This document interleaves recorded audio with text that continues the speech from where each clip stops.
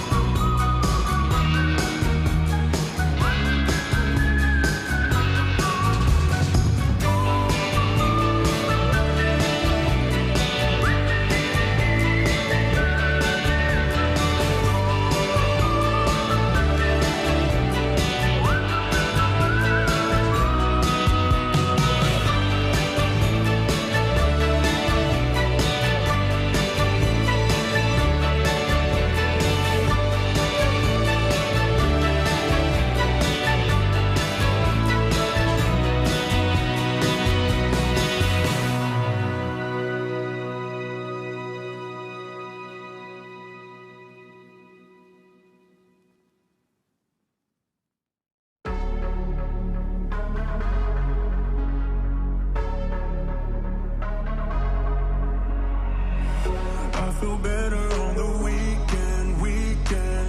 Give my life a better meaning.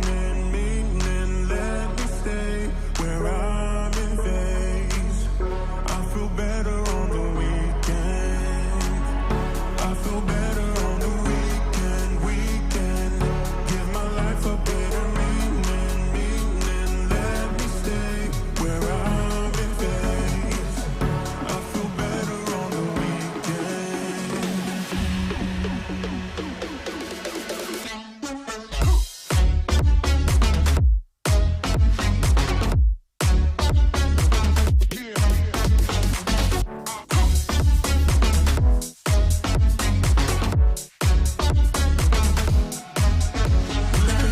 Lose control, get away. Lose control, no one ever may. Lose control, get away. I feel better on the weekend.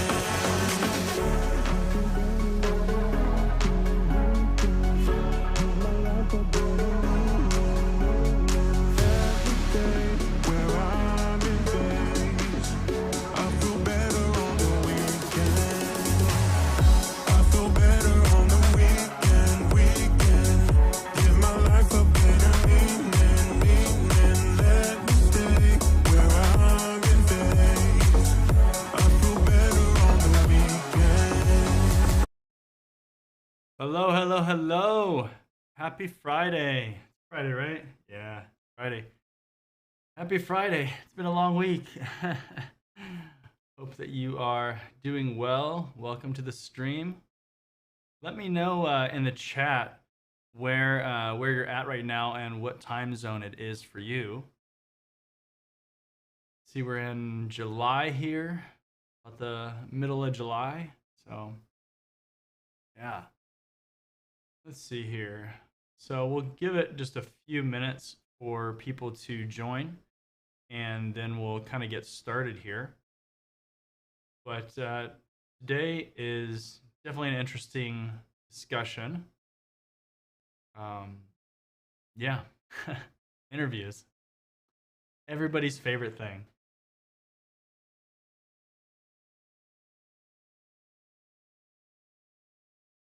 Why so serious? Why is a job interview stupid? Well, we're going to find out. We're going to talk about it.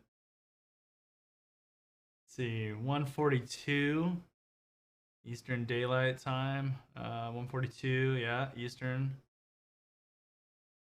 Let's see what that is. Oh, why that didn't show up.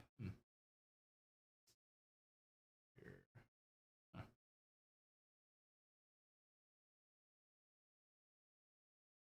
Yeah. Alex, man, I'm sorry. I'm not sure why it's doing that. Apparently, I might need to change the settings for that because, yeah, I see what you put in there, the time. I don't know. 1:42 a.m. Wow. Okay. Must be on the other side of the world. Awesome. North Carolina. That one. Yeah. I don't know why. I don't know why Moderator Bot's going crazy. You guys are putting in your times and it's just not liking it for whatever. I don't know. It's computers. I do computers. It's whatever. 8:44 p.m. Cool. Yeah. It's a little bit different time than I've been doing. I've kind of been mixing around the times, just trying out what works and seeing when we can get the most people on here. So, let me know if this is a good time for everybody. It looks like for the most part, it's not too far off. It's pretty reasonable times. So I think I'm always going to run into issues with people on the other side of the world. It's just how it is. I'm in the U.S., so it is what it is. But anybody got big plans for the weekend? Not me. Gonna relax. Barely keep getting blown up on my phone, but yeah. Let's see here. Okay, so before we get started, if you haven't already, make sure that you subscribe to the channel. That way you get future content, and hit the bell icon. That way it notifies you when I release videos. Always release some videos Typically it's once a week. And then we're doing a lot of the live streams and things like that as well. Let's see here. What else we got? YouTube program. So the membership program, below the video, you can hit the join button and see the different membership tiers that you can sign up for. There are some different perks based on which level you sign up for. Sign up for a higher level, you get everything below that, so on the lower levels. So make sure that you check that out as well. If you like my training and you want to see more, if you want to see all my courses, check out my website. I put everything on there. So all these YouTube videos, there's no ads in them. I cut everything out and then I just put it up there. And a lot of times I'll put it up there early too, so you can see a lot of stuff before everybody else can see it. Especially like with my courses, I put stuff on Udemy, I put stuff on YouTube, you know, all over. I put everything there so you can actually just access it all in one spot. So definitely check that out. And then also to, if you're interested in career coaching or consulting services, make sure to check out the page link on the screen there. And I've been doing a lot of coaching sessions lately and continue to do more and more all the time. And those have been really helpful. You know, it's a good way for you to sit down with me one-on-one and we can answer your questions back and forth. Obviously, you can ask questions here on the stream and in the comments and social media, but there you can actually get a lot of back and forth, you know, right away instead of maybe getting 1 or 2 questions in and getting answers back. So we can dive deep into your situation, make sure that you're set up for success. So let's see what else we got in the chat here. So definitely throughout this stream, if you have questions, you know, throw them in the chat and I'll start adding them to the queue and then we'll kind of answer them as we go. And when we hit different points where we can do some questions and answers. So let's see real quick here if we have any that I can add. A few windows up here, so. And I think too, I fixed the comment issue that I was having last time. I wasn't able to actually get it to come up on the screen. Something happened, and it's really weird because basically you have to have a certain setting, you know, allowed in this software for it to allow that. And I had disabled that. Like that was the only setting that I disabled, and it messed it completely up. It just wouldn't put it up on the screen. Terrible. Expensive software too, so it's pretty crazy. Let's see here. All right.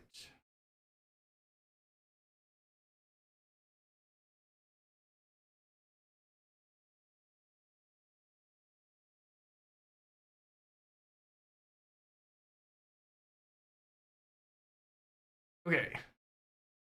Let's see. Let me pull up my notes here. Okay, so the reason why, let's see here. Let me see how I want to do this. So the big reason why this kind of inspired me to do a stream, I just put a link into the chat, so check that out. But there was an article. Let's see here. Let me share my screen here. Okay, so this article right here, I'm not going to dive super deep into it, but this post rather on LinkedIn, and then there's an article here linked as well. But basically, it was about interviews, right? And you know, interviews interviews are such an interesting time when you're looking for a job. And you know, looking through that article, then I kind of started to think about, you know, the situations and the interviews that I've had in my career. And I think somebody asked for a sneak peek or a quick point of why this. So if you just want to see the article, you know, check that article out. Come back and look at the stream later. It should be up. I haven't completely decided if I'm going to start taking these down after the fact, just so that you have to be, you know, on here live to see it. I might even just switch them to members only after, so you might not be able to see it unless you're a member for the YouTube program. So keep that in mind. If you start seeing them disappear, they're probably on members only. So, but yeah, that article all about why would I want to share my greatest weakness? Exactly. But that article, it's all about just, extremely daunting interview processes, right? And, if you've been in any interviews, a couple interviews, they've probably been run differently, right? It's just how it is. People run them differently depending on the company, depending on the employer, or the hiring manager rather, the human resources department. Like all these things matter, and they affect how you do an interview. And let's see here. Okay. So they all affect how you do an interview. And again, different companies, they're going to have different kind of interviews, different styles, different amount of interviews, like all these different things. And the position matters too, because it's going to vary based on the position. But kind of thinking back to my interviews, let's talk about some of the interviews that I've had and the kinds of interviews that I've had, right?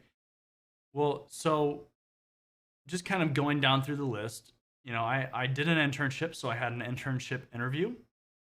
Typically, and this is going to be across the board in a lot of situations, internship interviews and internships, they're really about getting students in that are, learning, that are trying to grow their career.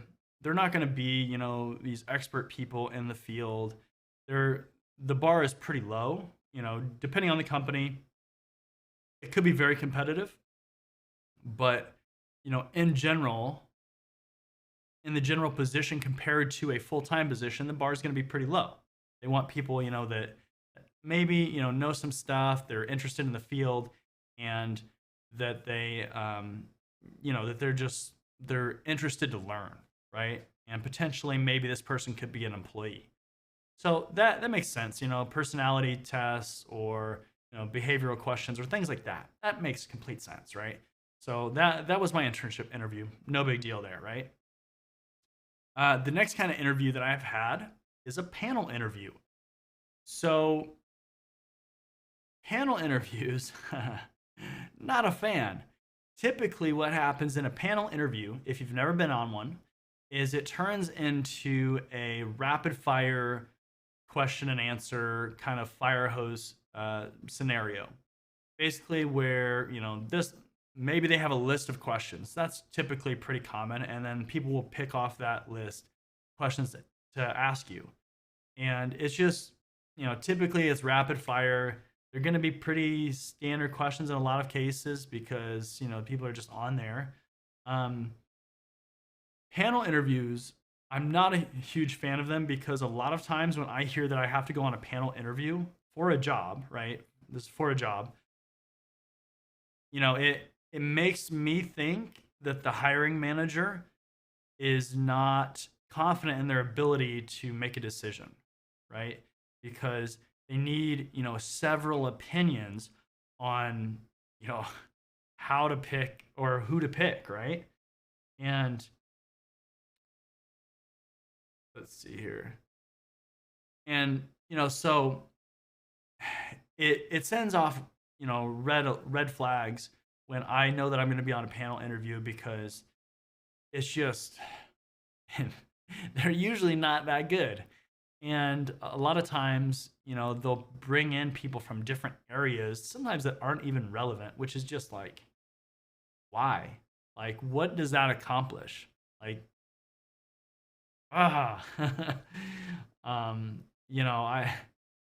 don't need to talk to somebody from marketing to do a cybersecurity like penetration testing role. Like that doesn't make any sense, right? And they do it. Like people like for these interviews, companies, they do it. They bring in these other people. Super annoying. All right, so that's enough on that one.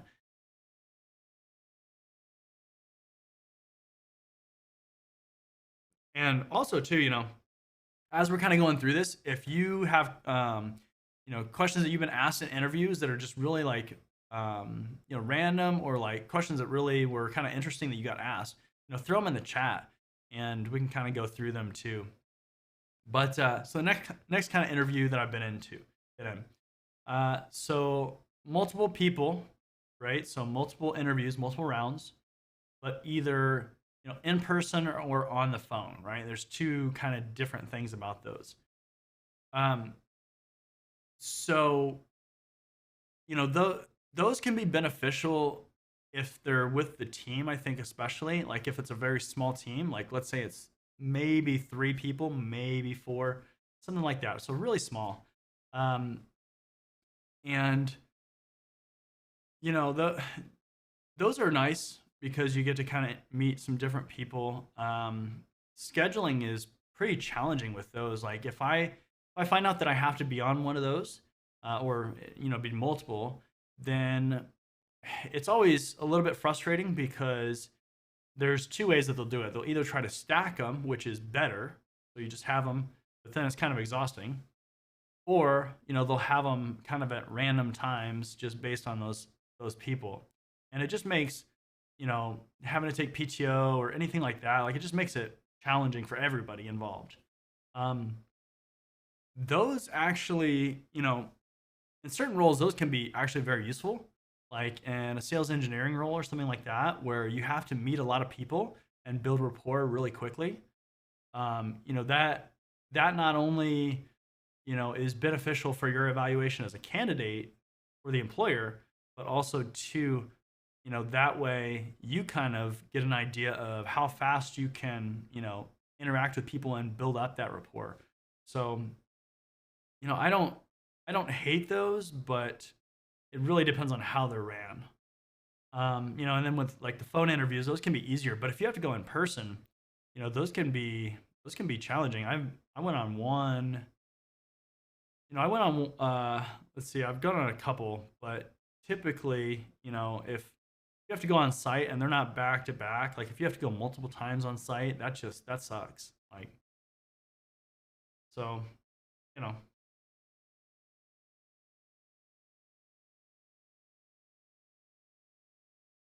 yeah.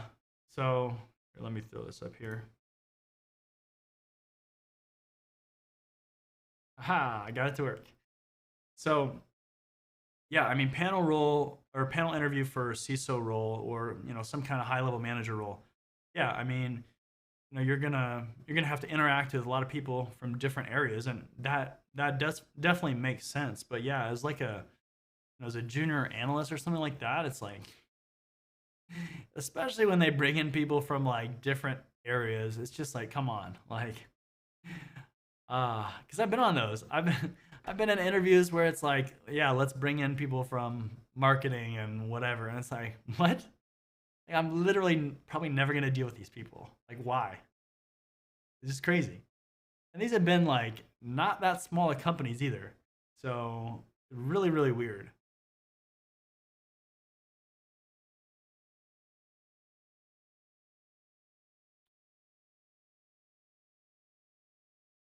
Let's see.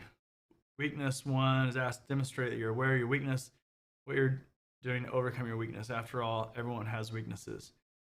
Yeah, and this is a follow up to Bobby also said, why would I want to share my greatest weakness? Yeah, I mean, you have to be careful when you answer questions because, like, this weakness question, it's like, I mean, you got to be careful that you don't, like, just straight up say, like, I suck at this. Like, like you got to be careful with what you say. It's got to have a positive spin to it.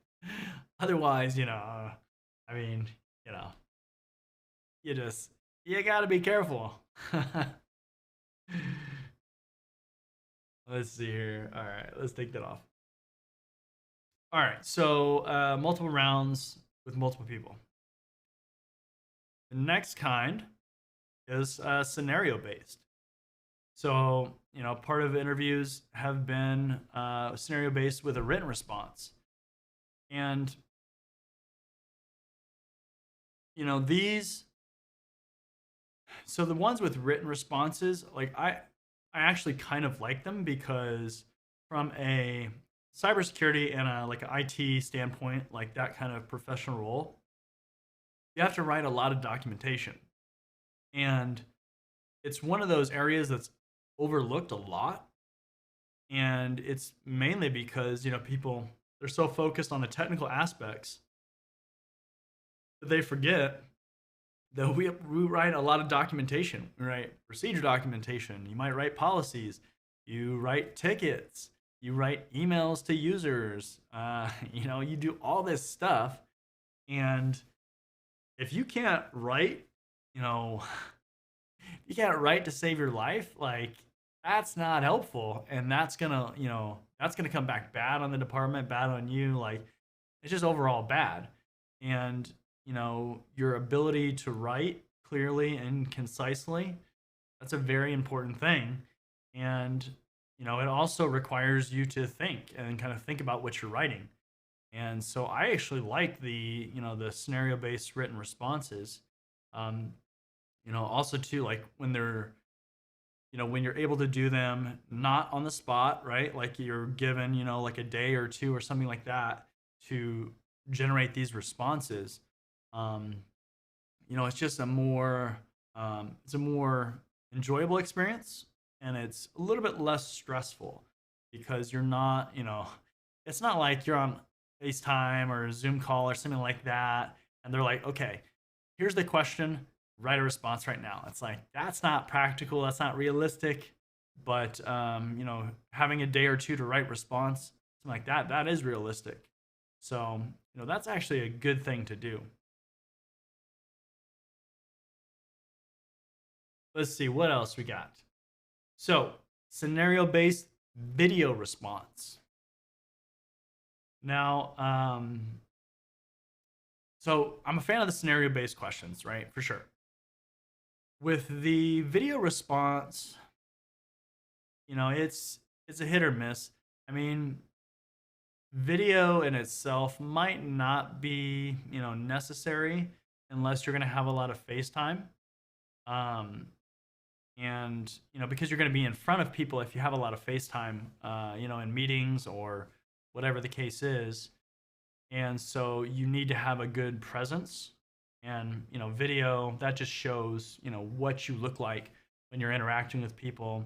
If you have like some kind of mannerisms or something like that that you do, then it's going to come across in the video. And so that's a good thing to see. So like senior management level jobs, this could be really good. uh, Especially if you're going to have to, let's say, like talk to the press or talk to people, presenting anything like that. um for analysts and things like that that are not probably going to have that, maybe they're going to be stuck behind a computer screen the whole day.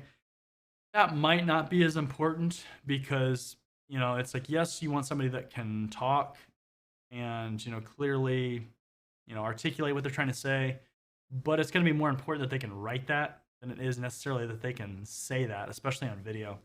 And video freaks some people out, believe it or not. Not everybody is on YouTube living it up. Which, by the way, we are just under 16,000 subscribers on here. So tell all your friends, let's get more.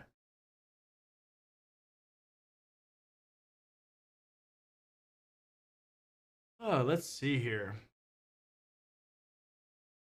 Okay, so the last type of interview that I've been on, or kind of combination of interviews, what it looked like was using multiple choice exams.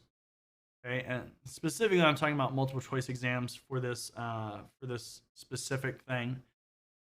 But this is another one that I don't necessarily mind, and that's because again, just like the scenario based, the written ones, if you're given it in advance, you know it can be nice just to quick answer questions, and then they can use that as elimination criteria, right? Like if you have 20 questions on a quick exam and you only know 5 of them, you're probably not ready for that role, right? Depending on what the role is, what the questions are, and things like that. But it's we take a lot of these certification exams and things like that, so that can be useful. Just kind of identifying that rapid knowledge that you have instead of just going back and forth and asking quick questions. But I've had one where it was a multiple choice exam and a panel interview.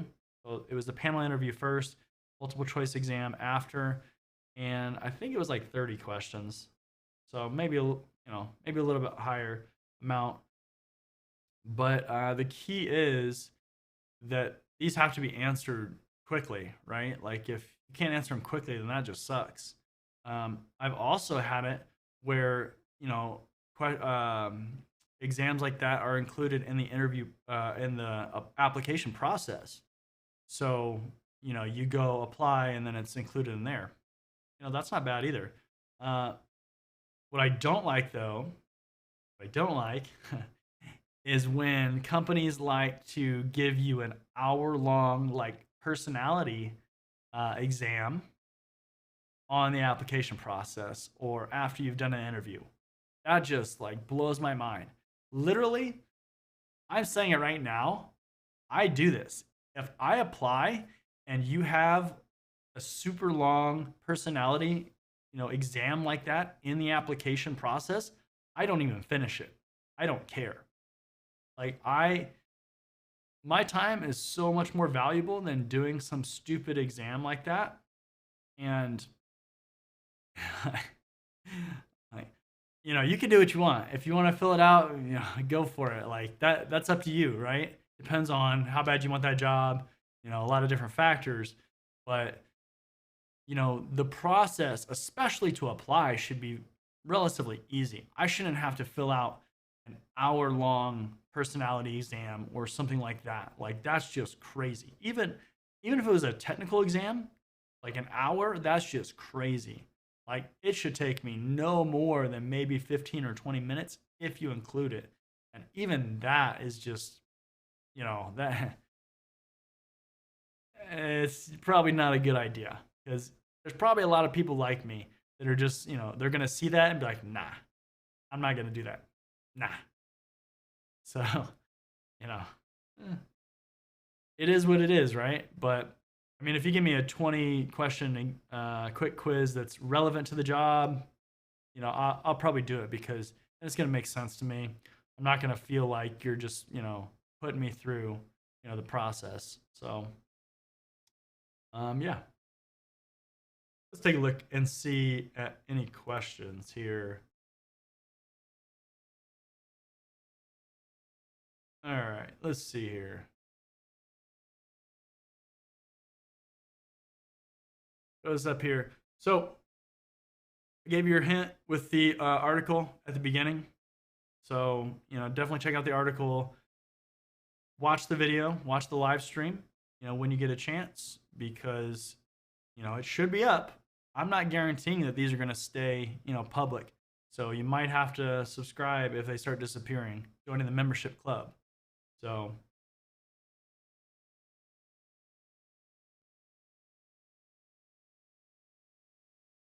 let's see here. Throw this up here. All right. So, what can we do during the interview if the question related to a specific vendor, but we prepare ourselves to discuss about the technology?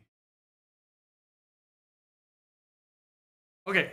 So, interesting question. So, first of all, the more that you can say and articulate, the better, right? So if you know about that vendor, obviously that's very good because that's probably something they use, and then it's relevant to them what your answers are. Um, if you so kind of the order would be if you know that the actual vendor, great, start there. If you know a competitor, right? A competitor, then you can talk about that, right? So a competing product, I haven't used this product, but I've used this product, and it's like I haven't used Cisco, but I've used Juniper, and I know blah whatever, right? Uh, a lot of the things between the different vendors are similar, and especially with like a tool, typically, especially if you understand the underlying concepts, then typically the tool is not really an issue. You can get spun up on a lot of technology. It's it's the understanding of the underlying information, the underlying concepts, the underlying technology, not necessarily that application that you need to know. But you can figure out tools pretty quickly, especially if you know everything, kind of that's going on. That would be next. So, if you know the specific vendor, if you know a competitor, and then, the kind of the fallback is if you know that underlying technology, but maybe you haven't used any tool or any application that does whatever, right? Um, you know, because at least if you can explain that kind of stuff, again, you can learn, a lot of the tools if you know that underlying information. Um, and even in that situation, like even if you've never used the tool before, it's the same thing. If you know that information, you can learn it, you know, relatively quickly, depending on, what it is exactly. It probably would take a little bit more work if you haven't used, that tool or that kind of tool. But, um, you know, definitely it can help too if you look at the job posting and see what kind of tools and things that they list in there, because that's going to give you a good idea of what they might ask. They might not ask it, but if they list Nessus, right, or Metasploit in the job posting, assume they're probably going to ask something about that, and then try to do some research at least on what the tool is if you don't know what the tool is, you know things you can do with it. Maybe try to find a YouTube video or two of something cool that can be done with it, and just get an idea at least of what it does. And again, the more that you can talk about it, the better. So hopefully that helps. And also too, I forgot to mention earlier, as we're going through this, if you have a question that you want to jump the line, you want to get an answer right away, you got to run, feel free to do a super chat, and it'll go right to the top of the list. So, all right, so let's throw this up here. Video recording once a few years back. Definitely keep room background in mind. Yeah. Yeah. So you got me looking at my background, making sure that I have everything. Yeah. Make sure that you are aware of your background. Like if you have to turn on your camera beforehand and look and see, yeah, you probably should make sure. And then don't move your computer, don't move your camera, and just keep it there. Also, too, if you have like a separate room where you can go, that's good, because if you have like roommates or something like that, you don't want somebody walking in, not, I don't even know. You don't want somebody walking in, right? Like that's just weird. And then, it's kind of unprofessional too. So, I would say, a good rule of thumb too is make sure you have a wall behind you and not a door, because obviously if somebody comes in the door and it's right behind you, bam, it's gonna be right on camera. That could be bad. There's a whole bunch of stuff that you can do for video conferences. Restarting your computer before it, making sure your microphone works. Once you get everything set up, don't mess with it. Like, be early, test it early, like all this stuff. Stuff I do for these live streams. Sometimes because we're doing it live, it's things get messed up, or my software changes something or whatever, and then I have to figure it out on the fly, and that's not good. But again, the software that I'm using, for this is very different than a Skype or a Zoom or something like that, where it's basically set. As long as you don't mess with anything, then it's gonna be fine. I mean, on this software, I can restart my computer and and it will mess something up probably. It's done it before. Unplug something, plug it back in, and so yeah. I mean, there's a whole bunch of different things that you can do to make sure that to make sure that you're good for your interview.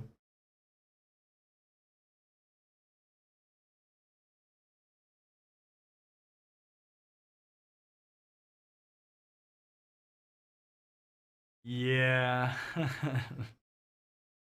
That's yeah. Personality exams. And pretty soon here, after a little bit more comments and things like that, we'll actually go through some of the things that I think should just be some considerations and some downfalls of different interviews and things like that. So don't leave. We still got more. But yeah, personality exams. Definitely.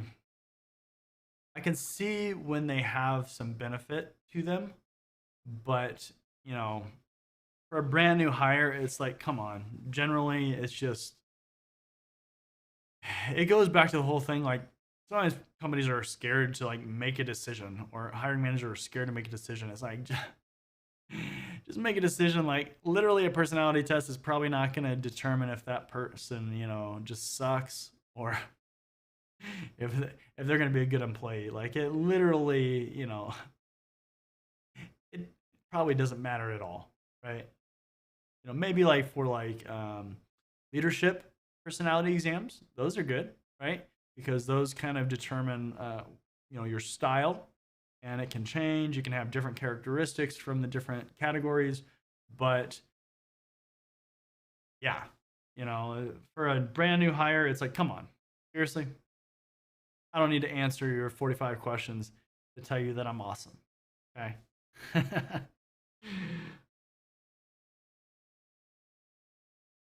So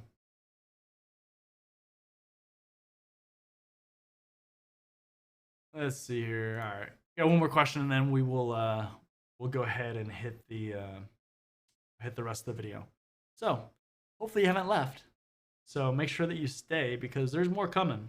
So, but any tips for someone with a few years of security experience already, but looking to make a horizontal move rather than a vertical move? So getting exposure to another domain. So, first of all, start getting certified in that other domain if there's something, that you can get certified with. So for instance, you're a security analyst and you're trying to go to a penetration testing role, you have to start getting penetration testing certifications, start learning that stuff, and kind of go from there. The more that you can show interest in that other domain is helpful. One of the things that's going to help you is by starting to apply to those roles.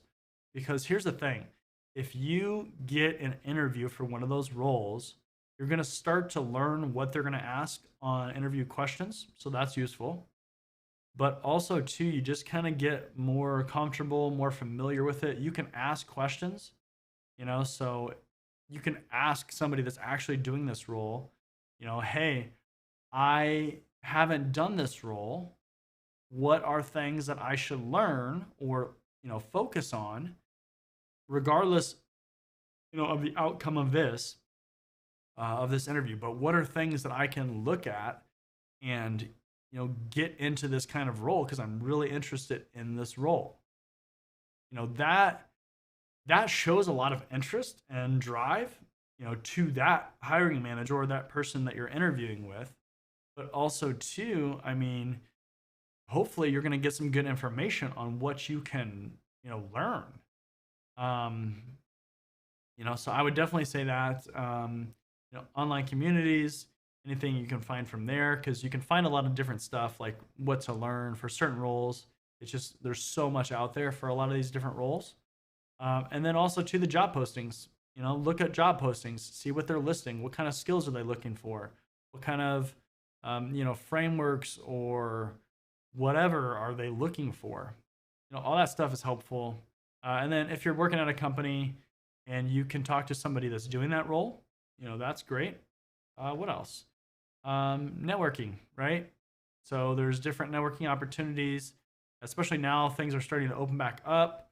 as we start to have conferences, it depends on what area you're trying to go to, but associations, things like OWASP and whatever, right? Security associations, all that stuff, those meetups, you can go and talk to people that are hopefully doing that job or that know people that are doing that job. They can give you more insight. Maybe they're hiring for that job, right? So all that stuff is helpful. So let's see here.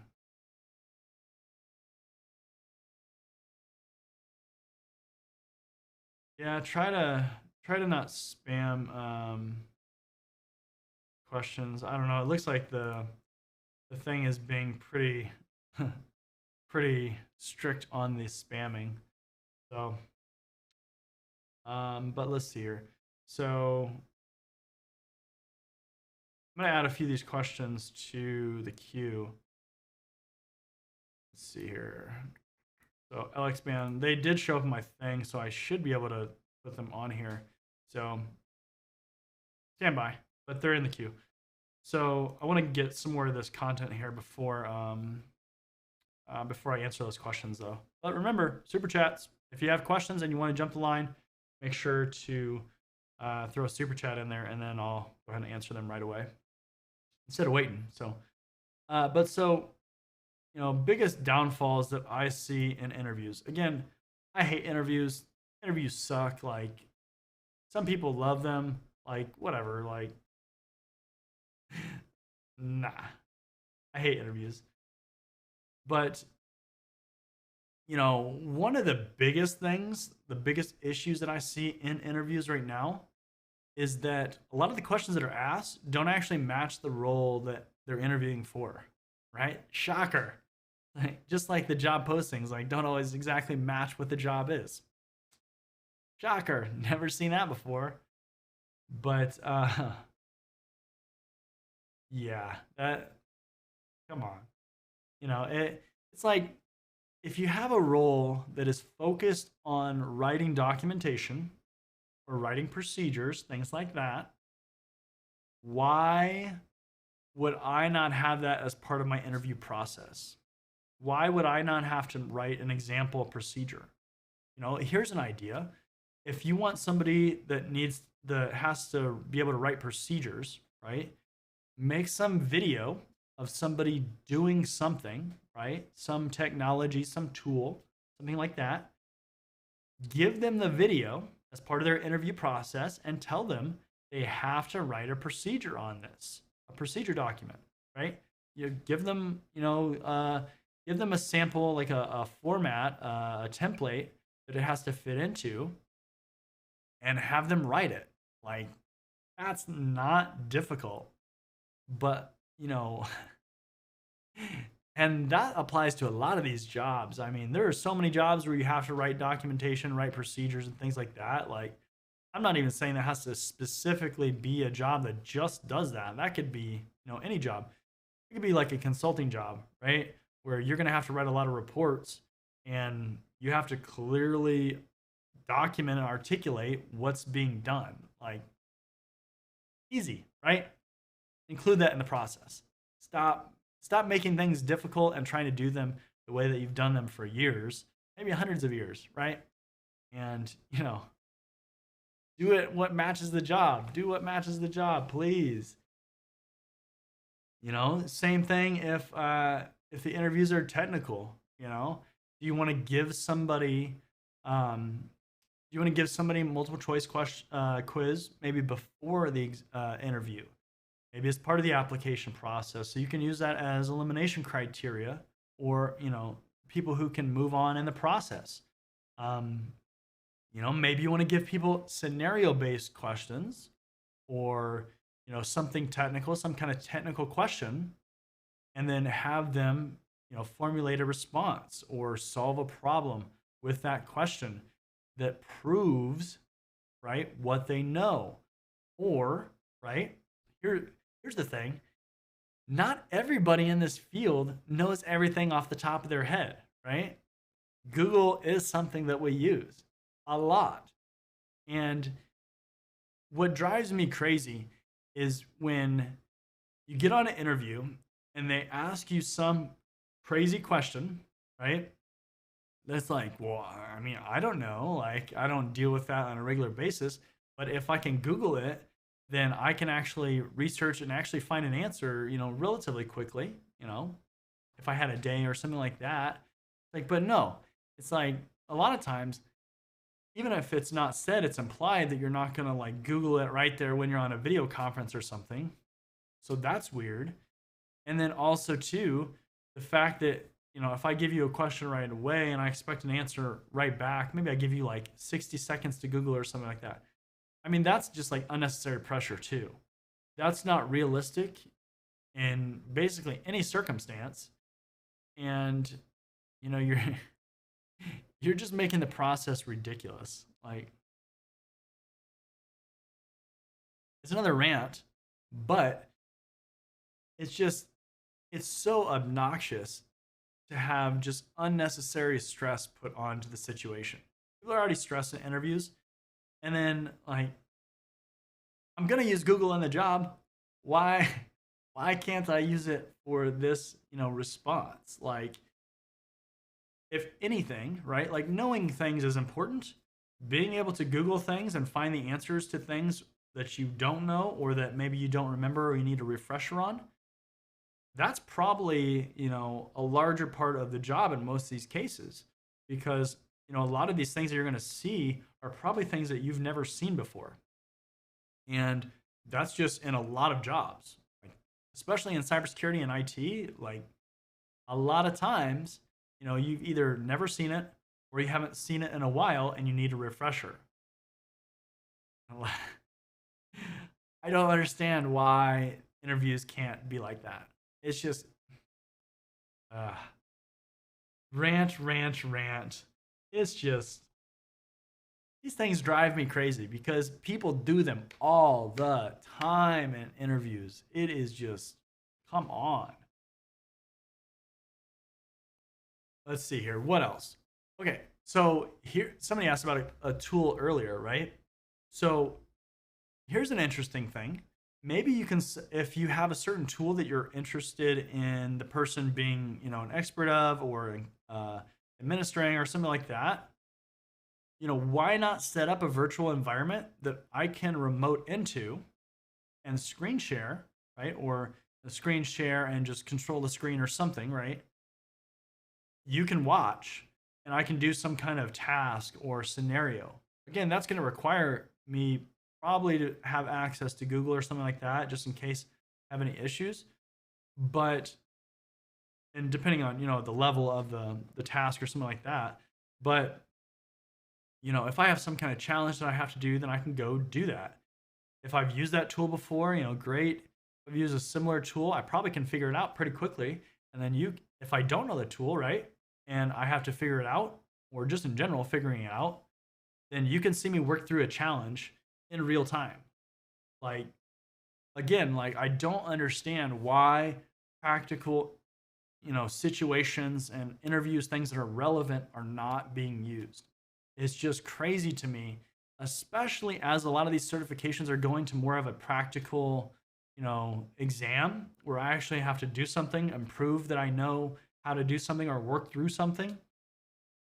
You know, you wonder why you're getting people that don't know how to do certain jobs or certain tasks, or why you're surprised at, the level of skill or how people think through things. You're surprised because you're not doing a very good job of interviewing them, frankly.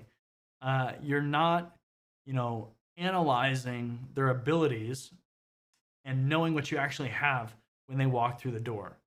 So, you know, it's just, it's so easy. Like, literally, it's not that difficult to do some of this stuff. But, companies just don't do it. It's crazy. Why? If you're a hiring manager and you're on this, please start doing this. You will get better employees. I guarantee it. You will not be surprised as often with the employees. Like, especially if you sat there and watched them, configure something or solve a challenge in a tool, like on a screen share, you saw them physically do it. Like, you're missing out if you're not doing it. I'm telling you. Like, it's crazy.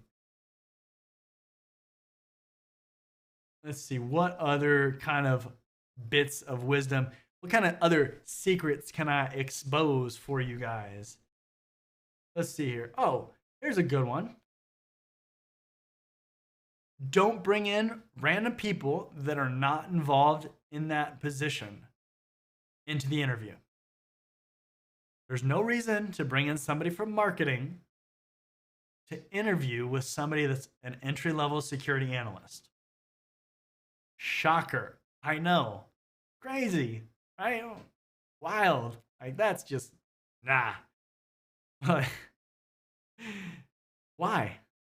Why do you need to bring in random people into interviews or put them on panels, put them as part of the interview rounds when they have nothing to do with the position? Like, these people are never going to interact. Like, maybe if they go to like the cafeteria or they're at the coffee machine or something, like, otherwise these people are never going to interact. Why? Like, again, you're bringing in external opinions that don't matter, right? Like, this marketing person could hate that person. Who cares? Like, they're never going to talk. Why?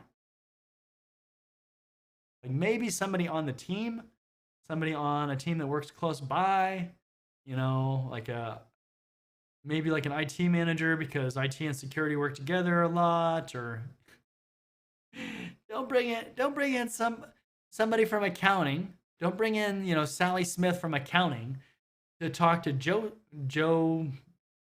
whatever, who's going to be in cybersecurity. They probably are never going to talk. Like, don't do it. I'm telling you. You are just, all right. Let's see here. So, rounds of interviews.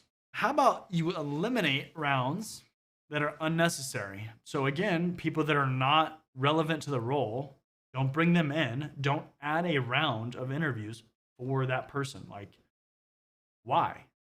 That you don't need to unnecessarily add rounds or tasks to the interview process when, just unnecessarily. Like, a lot of times these things don't need to go super long. Like, I've seen, so going back to that article that I put in the chat earlier at the very beginning, that I think he said a 10-round interview. Like, what? 10 rounds? How much information like is repeat of those 10 rounds? A lot. Even if he met, that guy met different people in those 10 rounds, like every round was somebody different, so 10 different people. So much of that information is repeat. Like, who cares? Like, gosh. Don't bring in so many rounds or so many people. Make a decision based on the information you have. If you have to do 10 rounds, your process is not efficient, it's not effective. You probably get people that turn over like crazy. 100%. There's no possible way, because you're also, let's look at it this way. Also, too, if you have 10 rounds, how many people do you lose in that process unnecessarily? I'm not going to stick around for a 10-round interview. The only reason why I would stick around for 10 rounds is if I can't land another job and I'm just applying throughout the process and I just keep going with you because it's convenient. Literally. I'm telling you, you're going to miss out on people if you have a super long process, especially if that process is just ridiculous and it doesn't, actually add value. If you have a 3 or 4 round process, I mean, that's pretty high. I think 1 could be too short depending on the size of the company, whatever. But 4 is definitely pushing the envelope here.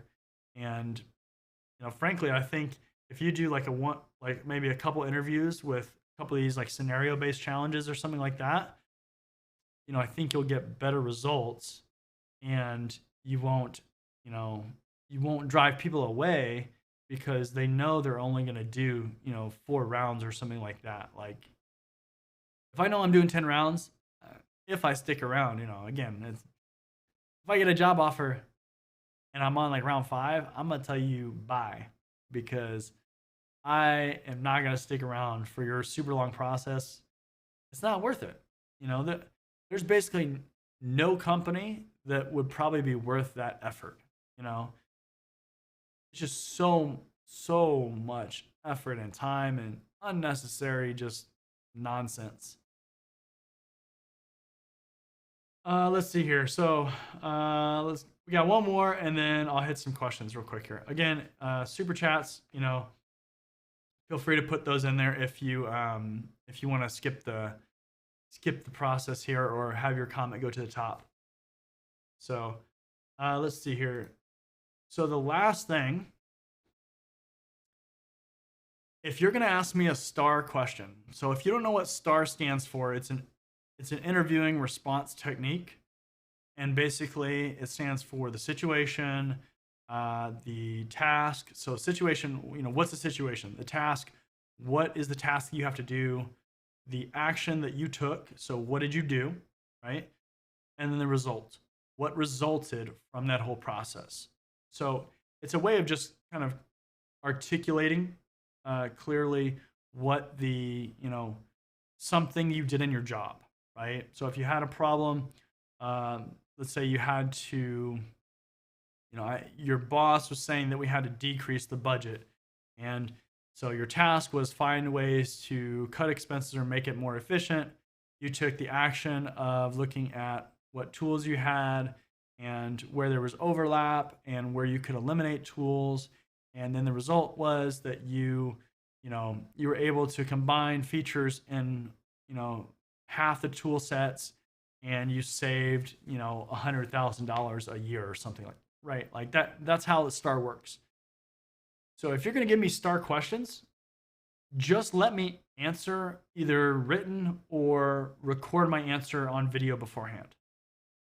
Don't waste time in these interviews with those questions. You know why? Because if somebody is, astute, if somebody is very seasoned on interviewing, those answers and those scenarios, those STAR responses are going to be written out. They might read off them. They probably have them memorized. Like, it's such a waste of time. Like, literally, it is a waste of time for me to have to get on to an interview that turns into like an hour interview when you have these STAR questions that you literally pull off a website, and then you just ask me to regurgitate what I've already, what I've already formalized on my computer, right? Like, don't waste time in an interview with that. You can take that hour interview, give me those questions beforehand. I can quick, record them, and then we can have, a 30-minute conversation just about the job itself, instead of wasting, a half an hour or more on doing this nonsense, right? Like, can you tell I don't like interviews? Interviews suck. Like, they're just done so like poorly, and it is no wonder why, so many interviews result in just like poor results. And then if you have those STAR questions that are pre-recorded or pre-responded, you can use that as elimination criteria. It's like, I don't understand why.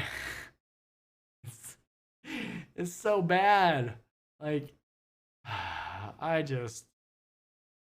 I'm trying to help you as a hiring manager. Literally, if you if you can just take some of this advice, if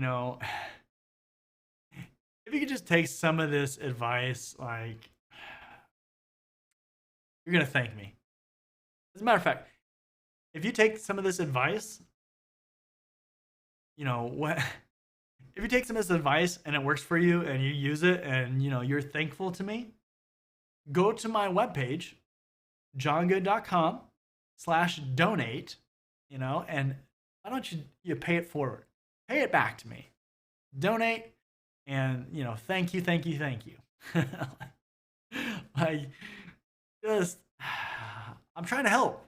Like, literally, I know interviews are daunting on both sides. Like, they're a pain to give on the hiring side because you have to go through all the resumes and you have to do all this stuff, and you probably have somebody leaving and that's causing headaches. But on the applicant side, the candidate side, if you can make the process super easy for me, then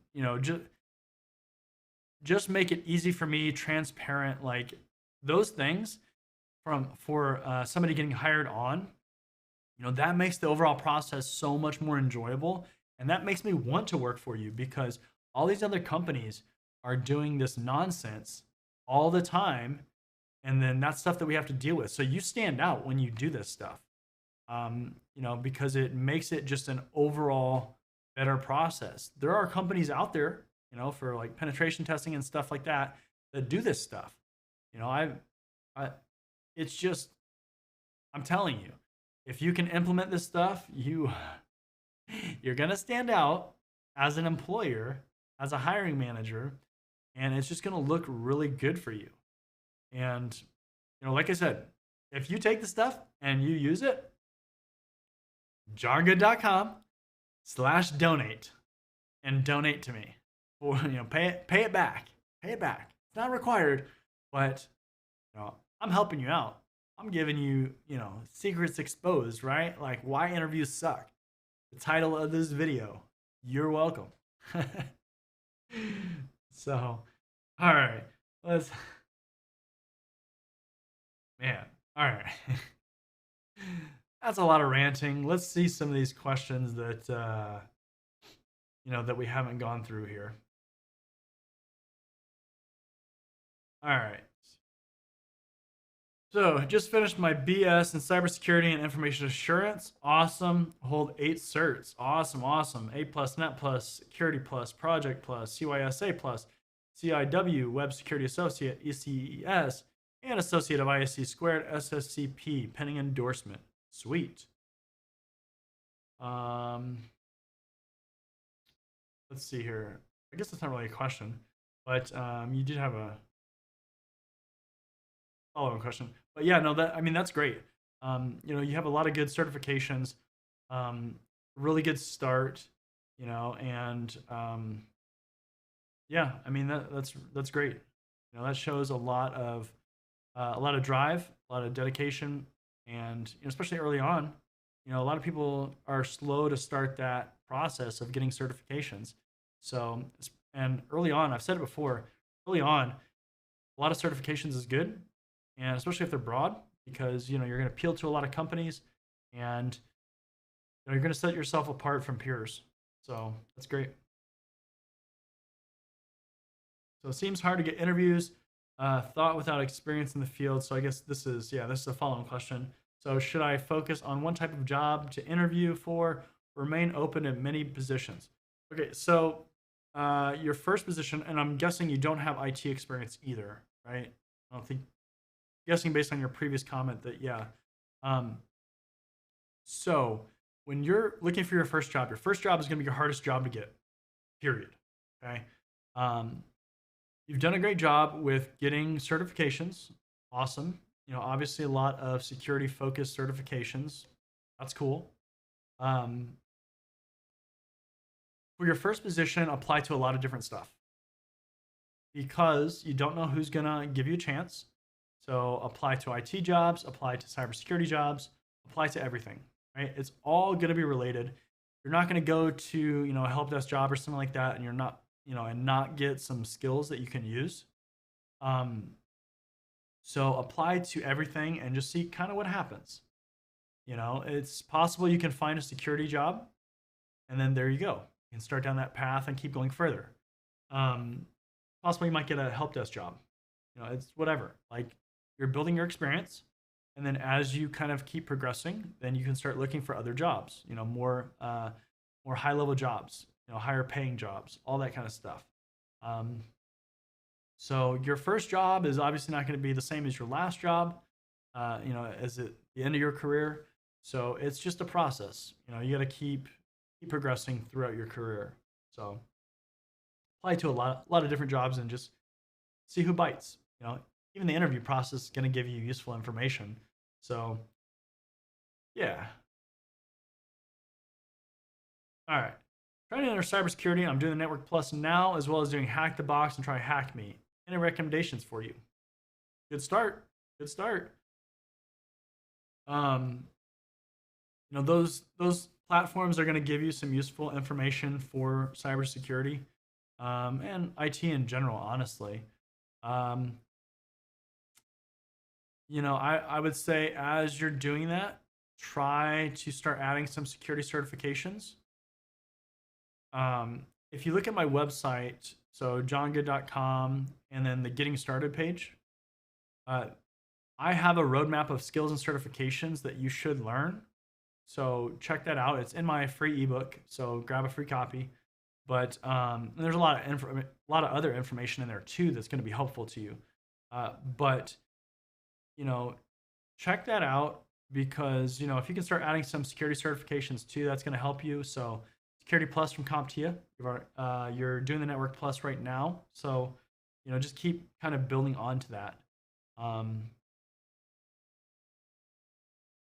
Yeah, I mean, the capture the flag hacking stuff is great. It's going to give you some useful knowledge.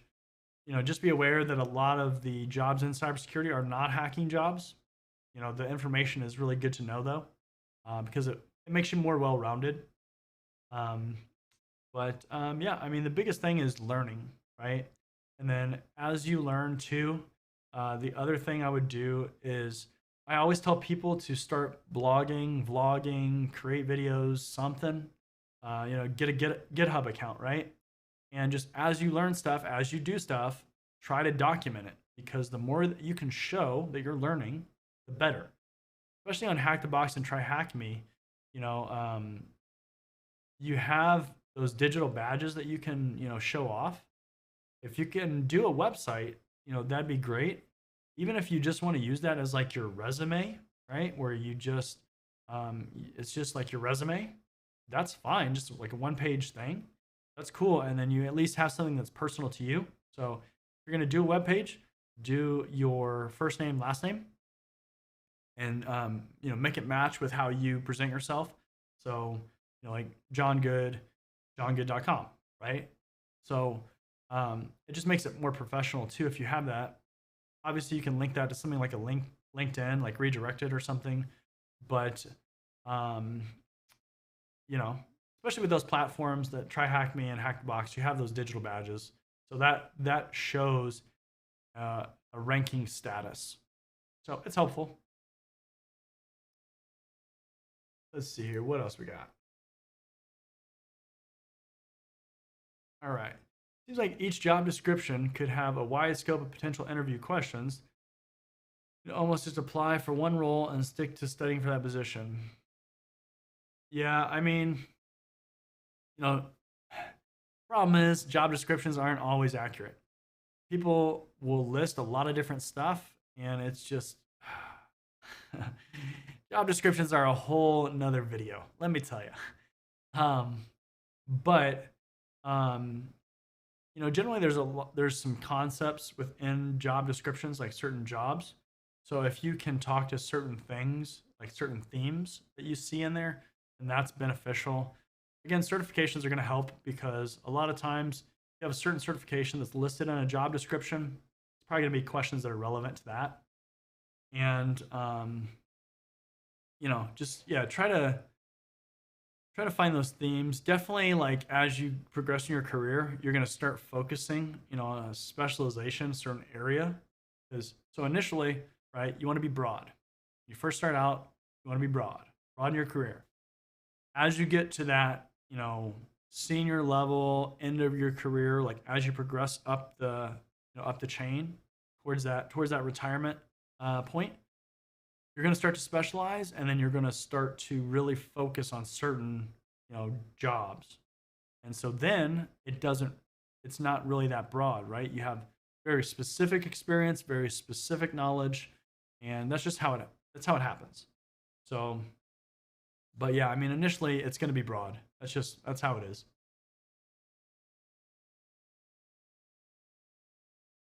All right. Another question here. Recent cybersecurity bachelor graduate. I have several certifications. My experience is limited to more general IT administration. Any tips for landing those low to mid level security jobs? Start getting security certifications if you don't have them. You say several certifications. I don't know if that means cybersecurity certifications or just in general. Since you've been doing IT administration, I'm guessing there's probably some IT certs in there, something like a CCNA probably, most likely. But start getting those certifications. Start looking at security blogs. So like Krebs on Security, Security Weekly on YouTube. What's happening in the security world, right? Like what kind of major breaches are happening. And again, document. Try to start blogging or something like that. Write posts on LinkedIn. Do all this kind of stuff. The more you can show, the better you are, right? Also, too, because you're in IT, look at your resume and make sure that you phrase things in a security manner, because typically IT phrasing of bullets and things like that is going to be different than security. So try to focus on the security aspects of what you've done. All right, let's see here.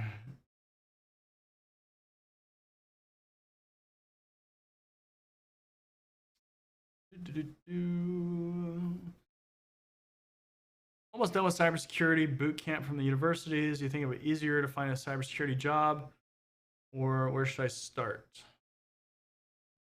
I mean, it's going to help, because you're going to know some things, right? You're going to have those classes, but you got to start adding cybersecurity certifications.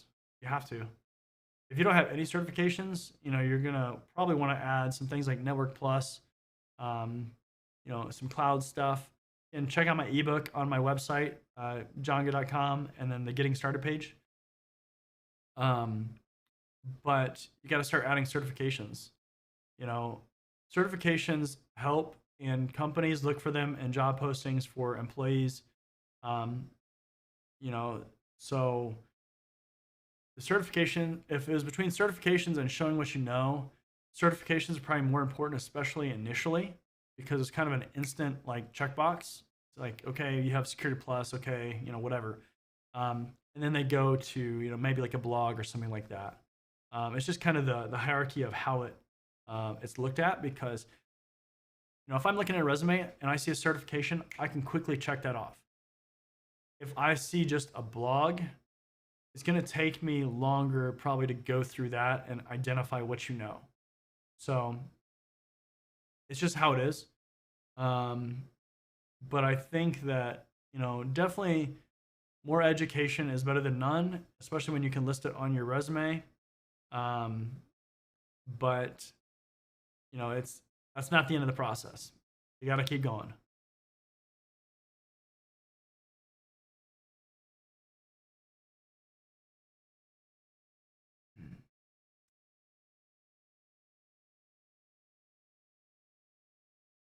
All right. Let's see here.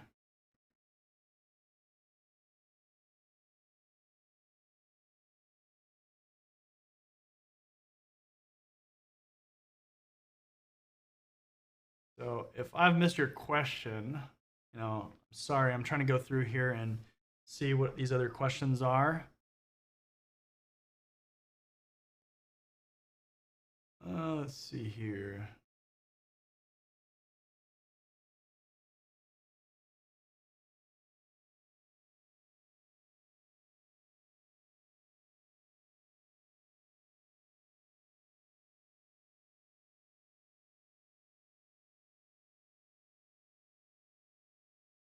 This one up. So, as a certificate necessary for any IT job, it depends on the job. It depends on the employer, depends on the hiring manager. Some there are some companies that will give discounts to companies like vendors if they have so many certifications on board. So like Cisco, right? If you have so many CCIEs, then you get a certain level of discount. If you have so many CCNPs, it pays to have people with certifications on board with those. From a skill set standpoint, it can be beneficial too. But it's nothing is ever necessarily required. It depends, right? Sometimes there are contracts that will call out certain certifications though, so that can be a thing. But just you know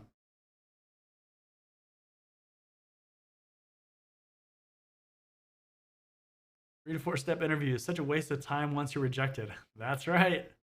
Such a waste of time. If I go through 10 interviews and 10 interviews and I get rejected, I'm probably gonna flip over my table. Like that's so much wasted time. Like I'm gonna be so irritated with that company, honestly. And just like this person, you're gonna get people that are gonna go and from this article that I linked at the beginning.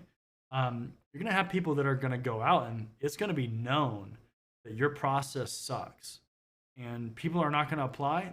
They're not gonna go through that process, and even at 3 or 4, I mean 3 or 4, I would say 4 is the absolute most, right?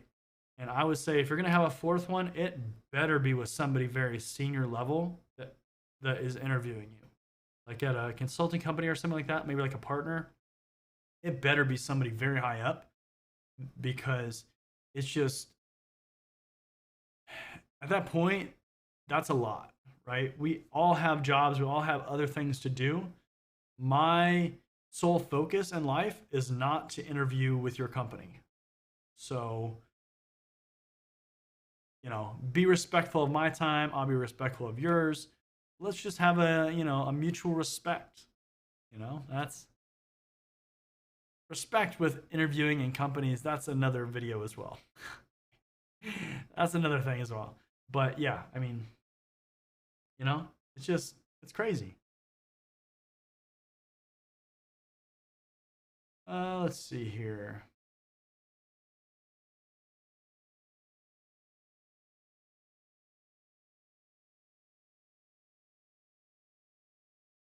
So this question,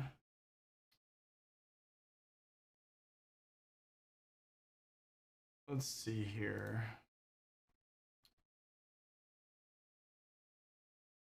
So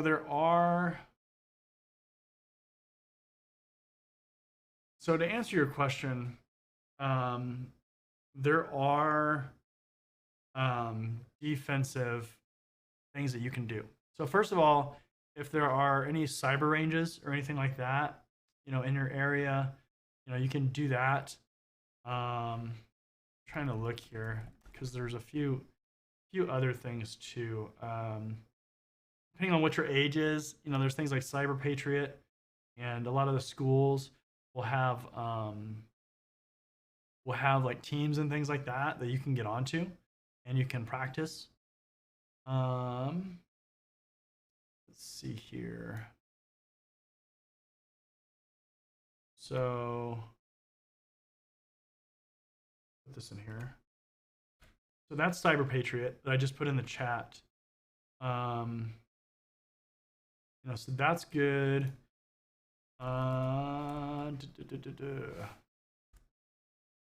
This one is good as well.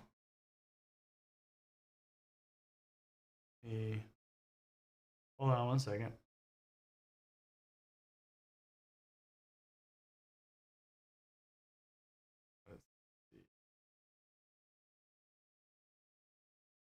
Okay.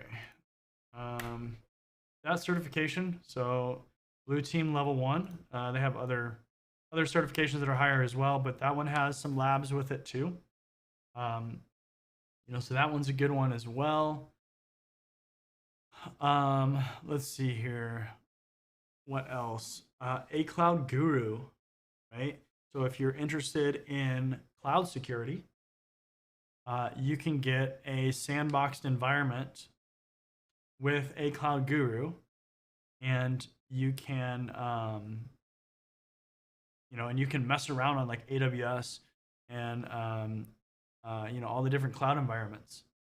Um, there are other ones. Let's see here. I'm trying to see if I have them bookmarked. Do, do, do, do.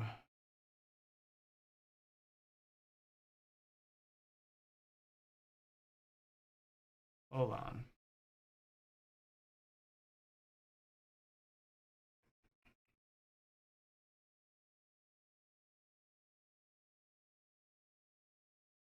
Let's see. Here's another one.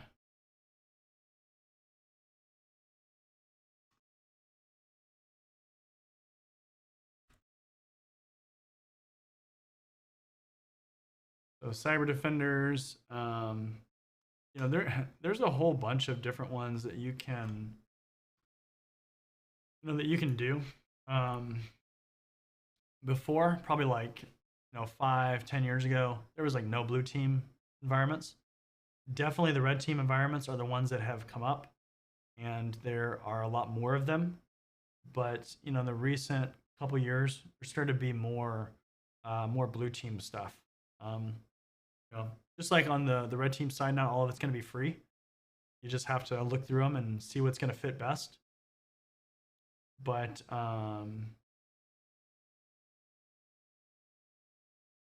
yeah. So let's see. Let's throw this one up here. All right, really into blue teaming and threat hunting. Have security plus, CYSA plus. What do you recommend? What do you think of blue team level 1?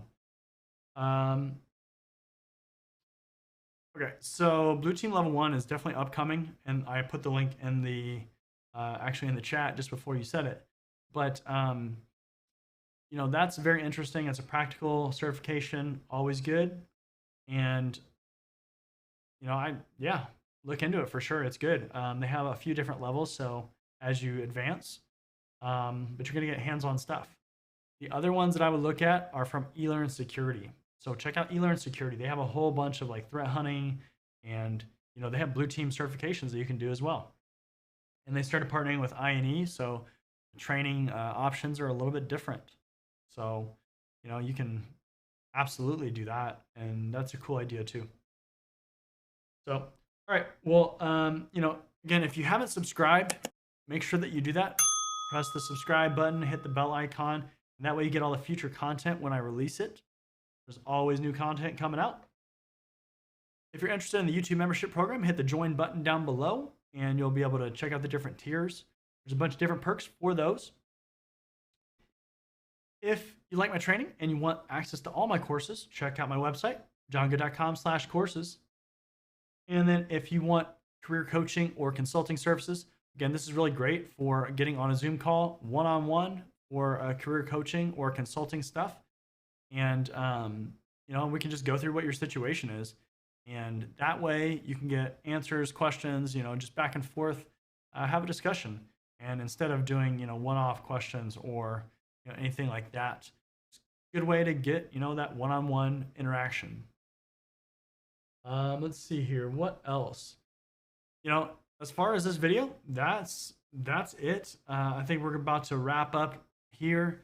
We've been doing this for about an hour and a half, a little bit longer than I wanted to go, but hey, hopefully this has been helpful. You'll, just looking at the interviews that I've done, that will give you some insight as far as an employee, somebody applying, what kind of interviews you can expect sometimes. And as employers, please, please, please start implementing some of this stuff. Stop wasting our time, please. You were that person applying before. Don't continue the cycle and just keep, wasting people's time using the same old strategies. Implement some of these strategies. The technology exists there for a reason. Make the job interview relevant. Don't bring in random people. Don't add unnecessary rounds. If it can be recorded beforehand, just let it be recorded beforehand. don't waste our time getting on our interview with something that I could have done beforehand, or any of these people that are in the community. Um, and if you do use the advice and you want to give back because I helped you, that'd be awesome. It's optional, but johngood.com/donate. You can just donate to the cause, to the mission, to creating more content. That's greatly appreciated. But as far as the stream, we're gonna go ahead and wrap up there. Again, happy Friday. Thanks for joining, everybody, and I hope that you enjoyed the video. Hopefully you enjoyed the stream and the content. So have a good rest of your weekend, and I'll see you next time. Lose control, someone ever lose control, get away. I feel better on the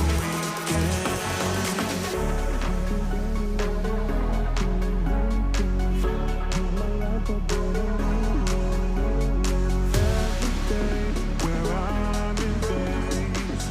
I feel better on the weekend. I feel better on the weekend. Give my life a better meaning. Let me stay where I'm in phase. I feel better on the weekend. I feel better. I feel better. I feel better.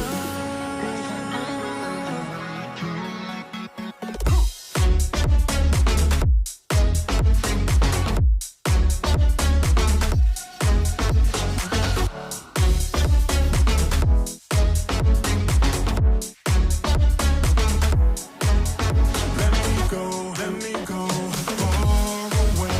Let me go where my memories stay. Let me go far away. I feel better on the weekend. Lose control, get away. Lose control, come whatever may. Lose control, get away. I feel better on the weekend. I went by your house, what a big mistake. But for a while I thought that I wouldn't break.